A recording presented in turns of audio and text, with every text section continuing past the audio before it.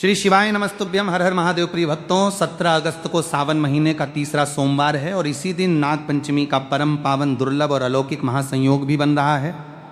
इस पावन दिन यदि आप श्रद्धा और विश्वास के साथ भगवान शिव के शिवलिंग पर ये 5 दिव्य चीजें अर्पित कर देते हैं तो शास्त्रों के अनुसार जन्म जन्मांतर की दरिद्रता दूर हो सकती है। कुंडली के भयंकर से भयंकर काल सर्प व राहु केतु के दोष भस्म हो सकते हैं। घर में माता लक्ष्मी का स्थायी वास होता है और भगवान भोलेनाथ की असीम कृपा प्राप्त होती है। भक्तों, सावन का पवित्र महीना अपने पूर्ण प्रभाव पर है।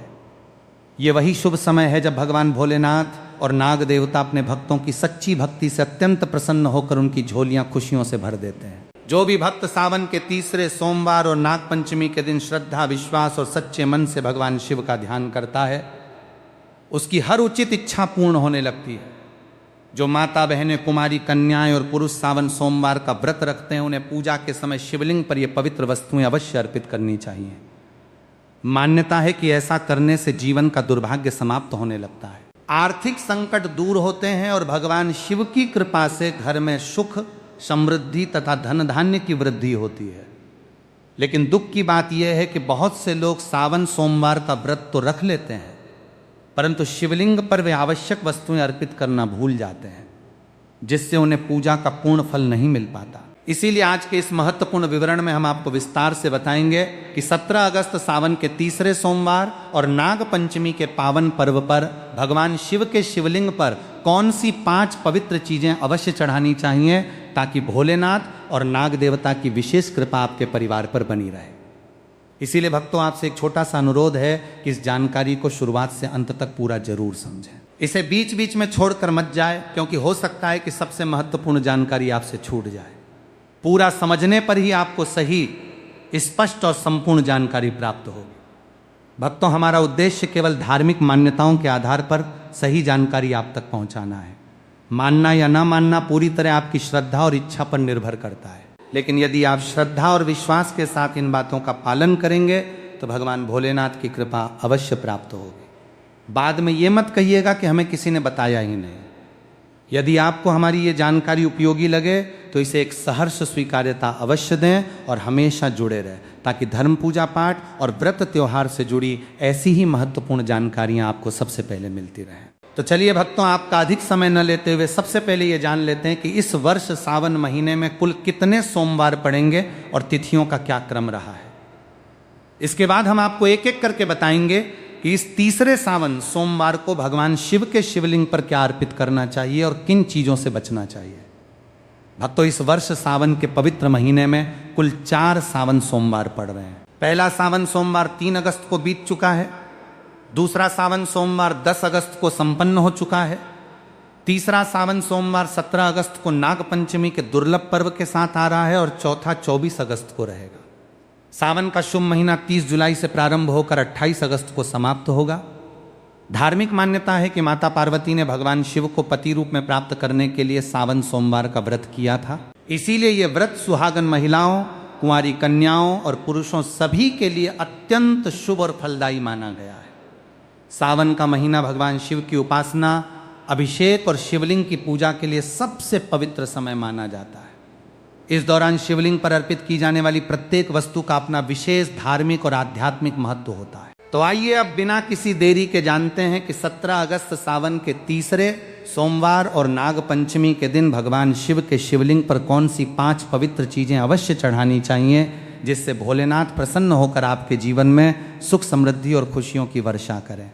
ये साक्षात देवाधिदेव महादेव, सर्वेश्वर, महाकाल, नागराज, वासुकी और जगत जननी आद्या शक्ति माता भवानी की परम कृपा प्राप्त करने का सबसे पावन, दिव्य और अलौकिक काल है। सनातन धर्म के पावन वेदों, पुराणों और हिंदू पंचांग के अनुसार जब ब्रह्मांड के पालनकर्ता भगवान श्री हरि विष्णु आषाढ़ मास की शुक्ल पक्ष की देवशयनी एकादशी तिथि से 4 महीनों के लिए योग निद्रा में लीन होकर पाताल लोक की ओर प्रस्थान करते हैं, तब इस संपूर्ण ब्रह्मांड का संचालन, संरक्षण, संहार और समस्त सूक्ष्म व दृश्य ऊर्जाओं की रक्षा का संपूर्ण गुरुत्तरदायित्व स्वयं साक्षात भगवान आशुतोष महादेव अपने हाथों में संभाल लेते हैं। सावन के इस अलौकिक और पवित्र माह में शिव पार्वती की साधना, रुद्राभिषेक, जलाभिषेक और सावन सोमवार के व्रतों का निष्ठापूर्वक पालन करने से साधक के जीवन में अनंत सुख, समृद्धि, आरोग्यता और अभय का आगमन होता है।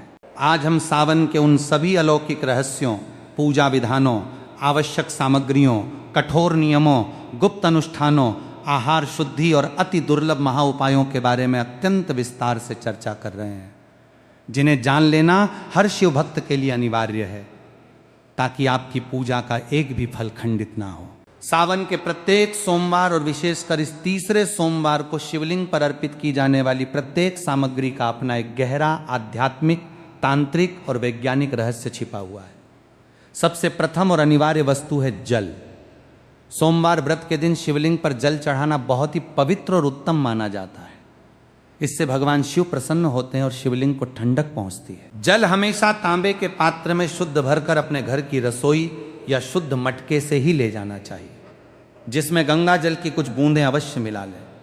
मंदिर परिसर के नल, कुएं या वाटर फिल्टर से जल भरकर चढ़ाना शास्त्रों में वर्जित माना गया है, जिसे पराया या चोरी का जल कहा जाता है। जब आप अपने घर से जल लेकर शिवालय की ओर बढ़ते हैं तो रास्ते भर आपके घर की समस्त नकारात्मकता, बीमारियां, बलाएं, पारिवारिक कलह और पितृदोष उस जल के भीतर समाहित होने लगते हैं। जब वो जल आप दोनों हाथों से नमन करते हुए शिवलिंग पर अर्पित करते हैं तो महादेव आपके उन समस्त कष्टों को स्वीकार करके अपने गले के विष की तरह भस्म कर देते हैं। जल चढ़ाने के पश्चात जलहरी से बहकर निकलने वाले जल को भूल कर भी लांघना नहीं चाहिए, क्योंकि उसमें अत्यंत तीव्र अलौकिक ऊर्जा होती है। परंतु उस बहते हुए जल को थोड़ा सा अपने पात्र में एकत्र कर घर लाना परम चमत्कारिक है। इस दिव्य जल को घर लाकर गंभीर बीमारी या भयंकर बुखार से पीड़ित व्यक्ति पर छिड़कने से या आंखों की धुंधलाहट दूर करने के लिए पलकों पर लगाने से तुरंत आरोग्य लाभ मिलता है। घर के चारों कोनों, तिजोरी और मुख्य द्वार पर इसे छिड़कने से बड़े बड़े तांत्रिक दोष, मूठकरणी और अदृश्य बुरी बाधाएं चीखते हुए घर छोड़कर भाग जाती हैं। दूसरी परम पवित्र वस्तु है गाय का ताजा और शुद्ध कच्चा दूध। दूध भगवान शिव को अत्यधिक प्रिय है और नागपंचमी के दिन दूध से अभिषेक करने का अनंत गुना महत्व बढ़ जाता है। इससे शिवलिंग का अभिषेक करना अत्यंत पुण्यदायी है। यह शरीर, मन और आत्मा की शुद्धि का प्रतीक है। सावन के तीसरे सोमवार और नागपंचमी के दिन शिवलिंग पर गाय का ताजा दूध चढ़ाने से आरोग्यता मिलती है। संतानहीनों को संतान सुख की प्राप्ति होती है। कुंडली का काल सर्प दोष शांत होता है, दुर्भाग्य समाप्त होता है और दरिद्रता से हमेशा के लिए मुक्ति मिल जाती है। तीसरी अति प्रिय वस्तु है बेलपत्र। शिव पुराण में कहा गया है कि बेलपत्र शिव को अति प्रिय है। त्रिदली बेलपत्र उनके त्रिनेत्र, त्रिगुण, त्रिशूल और त्रिकाल स्वरूप का प्रतिनिधित्व करता है। बेलपत्र के प्रत्येक पत्ते में त्रिलोक, ब्रह्मा, विष्णु और महेश का प्रतीक है। हमेशा 3 पत्ते वाला बेलपत्र ही अर्पित करें जो कटा फटा ना हो। यदि बेलपत्र 6 महीने पुराना भी होगा तो शुद्ध जल से धोकर पुनः चढ़ाया जा सकता है। शिवलिंग पर बेलपत्र चढ़ाते समय ध्यान रखें कि यह हमेशा सीधे हाथ से चंदन का लेप लगाकर और सीधा ही चढ़ाया जाता है। सावन के तीसरे सोमवार को बेलपत्र पर ओम नमः शिवाय लिखकर चढ़ाने से पापों का नाश होता है और मनोकामनाएं पूर्ण होती हैं। चौथी परम गोपनीय वस्तु है भांग और धतूरा, जो शिव भगवान को सबसे अति प्रिय है। समुद्र मंथन के समय जब भोलेनाथ ने हलाहल विष का पान किया था, तब उनके शरीर की भयंकर अग्नि को शांत करने के लिए देवताओं ने भांग और धतूरे का सेवन कराया था। यद्यपि धतूरा थोड़ा विषैला फल है, परंतु ये मनुष्य के भीतर व्याप्त काम, क्रोध, लोभ, मोह और अहंकार का प्रतीक है। सावन सोमवार की पूजा में धतूरा और भांग शामिल न हो तो पूजा अधूरी मानी जाती है। धतूरे को हमेशा विषम संख्या जैसे 1, 3 या 5 में ही अर्पित करना चाहिए। भांग को यदि दूध में मिलाकर चढ़ाया जाए तो और भी उत्तम है। इससे मानसिक विचारों और नकारात्मकता का अंत होता है तथा राहु, केतु और सर्प दोषों से मुक्ति मिलती है। 5वीं वस्तु है दही, जो भगवान शिव को अति प्रिय है। शिवलिंग पर दही चढ़ाने से शरीर में वात पित्त का संतुलन होता है। यह आंतरिक शुद्धि और मानसिक संतुलन का प्रतीक है। दही हमेशा गाय के दूध से घर पर ही जमाया हुआ होना चाहिए। डेयरी या मार्केट से लाया हुआ दही प्रयोग ना करें। दही से अभिषेक करने से पुराने रोगों से मुक्ति मिलती है और नए कारोबार व कार्यों में भोलेनाथ की कृपा से सफलता मिलती है। 6वीं दिव्य वस्तु है शुद्ध देसी घी, जो सावन सोमवार के दिन शिवलिंग पर चढ़ाना बड़ा ही पवित्र माना जाता है। घी चढ़ाने से जीवन में ऊर्जा का संचार होता है, साहस, तेज और ओज की प्राप्ति होती है। प्रत्येक सोमवार को शिवलिंग पर घी चढ़ाने और घी का दीपक जलाने से अग्नि देवता भी प्रसन्न होते हैं और मनुष्य के जीवन का अंधकार दूर होकर आयु में वृद्धि होती है। 7वीं वस्तु है शुद्ध शहद, जो मधुरता और आकर्षण का प्रतीक है। शिवलिंग पर शहद अर्पित करने से जीवन में शुद्धता आती है, वैवाहिक जीवन व संबंधों में सुधार होता है, मानसान बढ़ता है और माता सरस्वती भी प्रसन्न होती है। 8वीं वस्तु है चंदन, जिसका लेप शिवलिंग पर लगाना अत्यंत शुभ और शांत सौभाग्य का प्रतीक है। चंदन शीतलता और दिव्यता प्रदान करता है, जिससे अंतरात्मा शांत होती है, मन की शुद्धता और आध्यात्मिक शक्ति का विकास होता है तथा घर में लड़ाई झगड़े और क्लेश समाप्त होकर शांति आती है। 9वीं सबसे श्रेष्ठ सामग्री है पंचामृत, जो दूध, दही, घी, शहद और शक्कर का पवित्र मिश्रण है। सावन के तीसरे सोमवार के दिन पंचामृत से शिवलिंग का स्नान कराने से जीवन के 5 तत्वों यानी पृथ्वी, जल, अग्नि, वायु और आकाश का संतुलन होता है। ये पूजा की पूर्णता का सूचक है, जिससे ब्रह्मा, विष्णु और महेश तीनों का आशीर्वाद प्राप्त होता है। पंचामृत बनाते समय ध्यान रखें कि इसे हमेशा पीतल, चांदी, कांसे या मिट्टी के पात्र में ही बनाएं। तांबे के बर्तन में दूध या दही रखने से वो एसिडिक और विषैला हो जाता है, जिसे अर्पित करना पाप माना गया है। 10वीं परम पवित्र वस्तु है गन्ने का रस, जिसे सावन के इस तीसरे सोमवार और नाग पंचमी के दिन शिवलिंग पर जरूर अर्पित करना चाहिए। गन्ने का रस मिठास और सौभाग्य का प्रतीक है। इसे अर्पित करने से साक्षात माता लक्ष्मी और धन कुबेर की असीम कृपा प्राप्त होती है, क्योंकि माता लक्ष्मी को गन्ना बेहद प्रिय है। इससे घर के अन्न धन के भंडार हमेशा भरे रहते हैं, आर्थिक स्थिति में सुधार होता है और व्यापार में भारी लाभ होता है। परंतु याद रखें कि सावन सोमवार की पूजा और व्रत जितने फलदायी हैं, इसके नियम उतने ही सूक्ष्म और कठोर हैं। सनातन शास्त्रों के अनुसार कुछ ऐसी गलतियां और परिस्थितियां हैं जिनके कारण महिलाओं और पुरुषों को यह व्रत रखने से पूरी तरह बचना चाहिए, अन्यथा पुण्य के स्थान पर भयंकर पाप लगता है। पहली बड़ी गलती यह है कि यदि आप सावन के दिनों में व्रत या उपवास केवल समाज में दिखावा करने, दूसरों को नीचा दिखाने या झूठी भक्ति का ढोंग रचने के लिए करते हैं, तो ये शिव भक्ति का अपमान है। भगवान शिव ऐसे दिखावटी लोगों से कभी प्रसन्न नहीं होते, बल्कि भोलेनाथ केवल निश्चल, निस्वार्थ और सच्चे दिल से की गई निष्ठावान पूजा ही स्वीकार करते हैं। दूसरी भयंकर गलती चरित्रहीनता है। जो चरित्रहीन महिलाएं या पुरुष जगह जगह अनैतिक कर्मों में लिप्त रहते हैं, उनकी शारीरिक व मानसिक पवित्रता नष्ट हो चुकी होती है। पापी मन और अशुद्ध शरीर से शिवलिंग का स्पर्श या पूजन करने से पूजा सफल नहीं होती और महादेव का घोर अनादर होता है। तीसरी वर्जित स्थिति तलाकशुदा या टूटे हुए वैवाहिक संबंध वाले लोगों की है। शास्त्रों में विवाह को जन्मों का पवित्र बंधन माना गया है। जो लोग बिना किसी जायज वजह के अपने जीवन साथी को धोखा देते हैं या अलग हो चुके हैं, महादेव उनकी पूजा स्वीकार नहीं करते, क्योंकि शिव पार्वती केवल अखंड और प्रेमपूर्ण दाम्पत्य को ही अपना वरदान देते हैं। इसी प्रकार जिन्होंने केवल कोर्ट मैरिज की है और सनातन पद्धति से पवित्र अग्नि के समक्ष 7 फेरे नहीं लिए हैं, उनका विवाह आध्यात्मिक रूप से पूर्ण नहीं माना जाता और ऐसी अधूरी शादी वाली महिलाओं का कठोर व्रत निष्फल हो जाता है। चौथी बात का ध्यान महिलाओं को यह रखना है कि मासिक धर्म के दौरान सावन सोमवार का व्रत रखने से बचें, क्योंकि इस दौरान वस्त्र व शरीर अपवित्र रहते हैं। ऐसे समय में मंदिर जाना या शिवलिंग को छूना मना है। हालांकि यदि उपवास के बीच में मासिक धर्म आ जाए तो खान पान का नियम जारी रखकर दूर से ही केवल मन ही मन नमः शिवाय का जाप किया जा सकता है। इसके अलावा जिन महिलाओं ने हाल ही में शिशु को जन्म दिया हो, उन्हें सूतक काल के कारण व्रत नहीं करना चाहिए। अगली गलती अपशब्द बोलना और घर में क्लेश करना है। यदि आपको बात बात पर गालियां देने, कड़वे बोल बोलने या दूसरों का दिल दुखाने की आदत है, तो आपका व्रत रखना व्यर्थ है। जिस घर में सास, ससुर, पति या असहायों का अपमान होता है और दिन रात लड़ाई झगड़ा रहता है, उस घर की चौखट पर महादेव कभी कदम नहीं रखते। सावन में हमेशा वाणी में मिठास रखनी चाहिए। एक और अति आवश्यक नियम स्वास्थ्य से जुड़ा हुआ है। यदि आपको कोई गंभीर बीमारी है, जैसे मधुमेह, दिल की बीमारी, बीपी का उतार चढ़ाव, माइग्रेन या शरीर में अत्यधिक कमजोरी, तो आपको हठपूर्वक निर्जला उपवास रखकर शरीर को कष्ट नहीं देना चाहिए। सनातन धर्म में शरीर को ही धर्म का पहला साधन माना गया है। इसलिए बीमार व्यक्ति केवल सात्विक आहार लेकर और श्रद्धापूर्वक जल चढ़ाकर भी भोलेनाथ की कृपा पा सकता है। इसके साथ ही जो महिलाएं अपने पति का निरंतर अपमान करती हैं, उनकी पूजा भी शिवजी कभी स्वीकार नहीं करते। साल भर बरसेगी लक्ष्मी। काले रंग के वस्त्र पहनने से पूरी तरह परहेज करना चाहिए और व्रत रखने वाले श्रद्धालुओं को दिन में सोने से बचना चाहिए, क्योंकि दिन में सोने से आलस्य बढ़ता है और व्रत का प्रभाव क्षीण होता है। सावन के महीने में आहार, शुद्धि और खान पान के नियमों का पालन करना परम अनिवार्य है।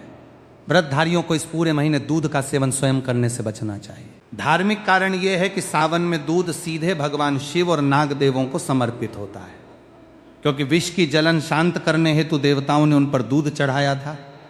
वैज्ञानिक कारण यह है कि वर्षा ऋतु में विषैली घास चरने से पशुओं के दूध में दोष आ जाते हैं और इस समय मनुष्य की पाचन शक्ति कमजोर होती है। फलाहार के नाम पर इस्तेमाल होने वाले कुट्टू के आटे को लेकर भी विशेष सावधानी बरतें। बाजार में लंबे समय से बंद कुट्टू के आटे में नमी के कारण बारीक सूक्ष्म कीड़े पैदा हो जाते हैं। यदि बिना धूप में सुखाए और बिना बारीक छलनी से 3 बार छाने इसका प्रयोग कर लिया जाए तो अनजाने में सैकड़ों सूक्ष्म जीवों की हत्या का भयंकर पाप लगता है और व्रत टूट जाता है। व्रत में नमक के नाम पर केवल शुद्ध सेंधा नमक का ही प्रयोग करें। पूरे सावन माह में लहसुन, प्याज, मांस, मछली, अंडा, शराब, बासी भोजन, बैंगन, मूली और साग का सेवन पूरी तरह वर्जित होना चाहिए। इसके स्थान पर लौकी, कद्दू, कच्चे केले, अरबी, साबूदाना, मखाना और सात्विक फलाहार जैसे सेब, संतरा, अनार, सीताफल और विशेषकर अंगूर का सेवन करें। सावन में छोटी कन्याओं को घर बुलाकर खीर पूरी का भोजन कराने से नवदुर्ग का साक्षात आशीर्वाद मिलता है। अब बात करते हैं सावन और नाग पंचमी के उन अति दुर्लभ तांत्रिक और चमत्कारिक महाउपायों की जो आपके जीवन का पासा पलट सकते हैं। सावन के इस तीसरे सोमवार के दिन किया जाने वाला सबसे बड़ा और अचूक उपाय है 2 लोटा जल का महाप्रयोग। तीसरे सोमवार को प्रातःकाल स्नान के बाद 2 तांबे के पात्रों में शुद्ध जल और गंगा जल भर लें। शिवालय में जाकर दोनों हाथों में 1-1 लोटा लेकर एक साथ दोनों हाथों से शिवलिंग पर जल की अखंड धारा अर्पित करें। इस प्रकार 2 लोटा जल एक साथ दोनों हाथों से चढ़ाने से भोलेनाथ तत्काल प्रसन्न होते हैं और साधक की हर मनोकामना पूरी होती है। इसके साथ ही तीसरे सोमवार और नाग पंचमी के दिन बेल के वृक्ष के पास जाकर धूप दीप जलाएं और उसकी शाखा पर हरी कांच की चूड़ियों का एक सुंदर जोड़ा या रक्षा सूत्र आदर पूर्वक बांध दें। तत्पश्चात अपनी माता जी की कोई भी अटकी हुई मनोकामना या अपने मन की बात बेल वृक्ष से कह दें। साक्षात माता पार्वती उस पुकार को सुनकर मनोकामना शीघ्र पूर्ण करती हैं। तंत्र काट और सुरक्षा हेतु बेल की जड़ का ताबीज एक अचूक सिद्ध उपाय है। सावन सोमवार को बेल की जड़ का छोटा सा टुकड़ा प्रेम पूर्वक लाकर उसे गंगा जल व कच्चे दूध से धोएं और शिवलिंग से स्पर्श कराकर ताबीज में भरकर काले या लाल धागे से गले या बाजू पर बांध लें। ये साक्षात महादेव का सुरक्षा कवच बन जाता है, जो हर प्रकार की बुरी नज़र, मूठ टोटके और भूत प्रेत को भस्म कर देता है। यदि सावन और नाग पंचमी के दिन अचानक घर में चमकीला काला नाग नाग नागिन का जोड़ा, नंदी महाराज, भूखी गाय, छिपकली या भंवरा और काली मधुमक्खी आए तो उन्हें मारे नहीं। ये महादेव के गणों और दुर्गा माता के दूतों का आगमन है, जो घर के तंत्र दोषों को खत्म कर समृद्धि लाते हैं। शाम को मिट्टी के दीपक में तेल, 2 लौंग और पीली सरसों डालकर धुआं पूरे घर में दिखाएं। व्यापार वृद्धि के लिए 27 हरे पान के पत्तों पर चंदन से ओम नमः शिवाय लिखकर शिवलिंग पर माला अर्पित करें। राहु, केतु, शनि और काल सर्प दोष मुक्ति के लिए जटा वाले नारियल को सिर से 7 बार घुमाकर महामृत्युंजय मंत्र का 108 बार जाप करते हुए जल में प्रवाहित करें। शीघ्र विवाह के लिए सुपारी पर सिंदूर लगाकर मां पार्वती के चरणों में रखें और अटके कार्यों के लिए अपनी आयु के बराबर साबुत लौंग की माला बनाकर शिवलिंग पर पहनाने का विधान करें। साल में माता तुलसी और शालिग्राम जी की सेवा का भी विशेष महत्व है। तुलसी जी को कभी भी लाल या काले रंग की चुनरी न ओढ़ाएं, क्योंकि लाल रंग का स्वामी मंगल है, जो तुलसी के स्वामी बुध का शत्रु ग्रह है। एकादशी तिथि पर हमेशा हरे, पीले, गुलाबी या नीले रंग की नई चुनरी ही चढ़ाएं। तुलसी के गमले में शिवलिंग न रखें और पास में केले का पौधा लगाएं। जब तुलसी पर अत्यधिक मंजरी आ जाए तो उसे कोमल हाथों से तोड़कर सावन सोमवार के दिन शिवजी पर अर्पित कर दें। यद्यपि शिवजी पर तुलसी पत्र वर्जित हैं, परंतु शिव पुराण के अनुसार तुलसी की मंजरी चढ़ाना परम पुण्यदायी है। इस मंजरी को तांबे के सिक्के के साथ लाल कपड़े में बांधकर तिजोरी में रखने से अपार धन वृद्धि होती है। शालिग्राम जी को तुलसी के पास स्थापित कर नित्य चरणामृत लेने से 7 पीढ़ियों तक अन्न धन की कमी नहीं रहती। शाम को गोधुली बेला में तुलसी के नीचे गाय के घी का दीपक अक्षत की ढेरी पर रख कर जलाएं। सावन के अंतिम दिन यानी पूर्णिमा पर 108 आहुतियों के साथ हवन करके उद्यापन कर ब्राह्मण व सुहागिन स्त्री को भोजन कराकर 16 श्रृंगार का दान करने से व्रत का संपूर्ण फल प्राप्त होता है।